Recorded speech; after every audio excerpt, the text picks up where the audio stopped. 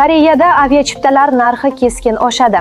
Koreyaning 2 yirik aviakompaniyasi xalqaro reyslar uchun yonilg'i yig'imini rekord darajaga ko'tarmoqda. Bunga Yaqin Sharqdagi keskinlik sababli neft narxi oshgani asosiy omil bo'ldi. Korea Times nashrining yozishicha, may oyidan boshlab Korean Air aviakompaniyasining eng uzoq yo'nalishlari uchun yonilg'i yig'imi 564 ming wonga yetadi.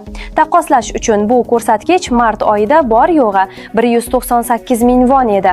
Bu degani Inchondan New York, Toronto kabi shaharlarga borish-kelish chiptalari narxi qariyb 1 million wonga qimmatlashadi. Asiana Airlines ham ortda qolmayapti. Ularda uzoq masofali reyslar, jumladan Yevropa va Amerika Qo'shma Shtatlari shaharlari uchun yig'im 476 ming wondan oshadi. Yaqin masofaga uchuvchilar ham xotirjam bo'lmasligi kerak, chunki kelasi oydan qisqa yo'nalishlarda ham narxlar ko'tariladi.